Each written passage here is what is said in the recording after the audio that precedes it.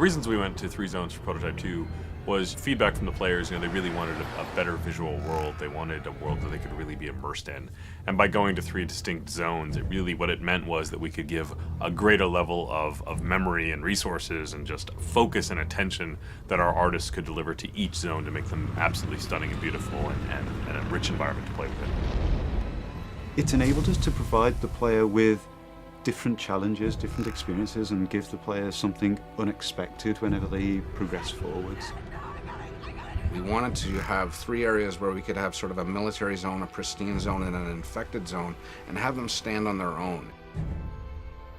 We really set out to have each zone have a very distinct emotion as you play through them, a different look and feel. When you go to the green zone, we wanted to make sure that you felt that the military was very much there, keeping the city streets safe and making the infection stay at bay.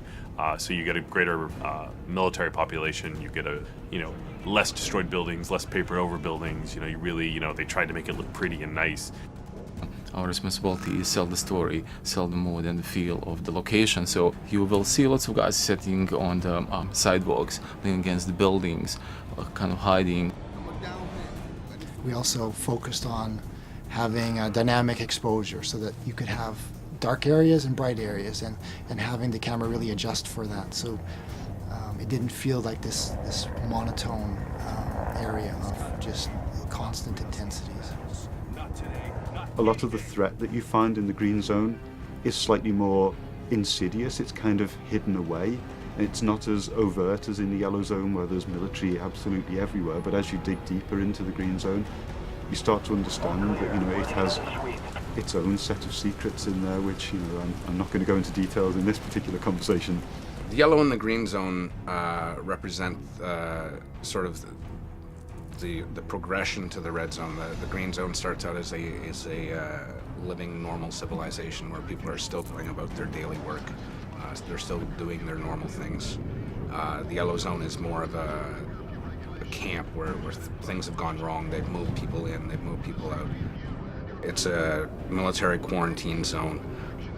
No one moves anywhere without moving through checkpoints.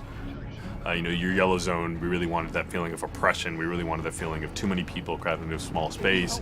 We wanted to make you feel that Gentek is performing experiments on the human population. With the yellow zone having kind of expanded in such a way that the shanty towns are spilling out into the streets, what you tend to find at ground level, at least, it's a much more enclosed gameplay space and a much more dense gameplay space, which means that if you get into a fight, it changes your tactical options. So it's just asking different things of the player and requiring them to approach situations in a different way. The checkpoints are far more important. The places where the military lineup meets the protesters is a far more interesting space than just a space that's completely filled with military or a place that's completely filled with infected. So as you go through each zone, you really will feel, this is the heart of darkness. This is sort of the safe zone. And this is kind of the, overcrowded, too many people, and even the people within that, the general population.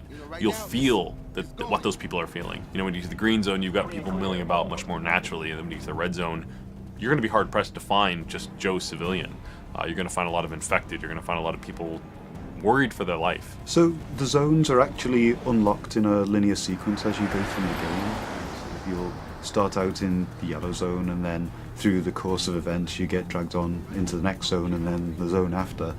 But once you've unlocked any given zone, you're free to travel between them at will to complete any of the side missions or other content that you may not have finished there, or things that you want to go back to try and to improve your performance at, etc.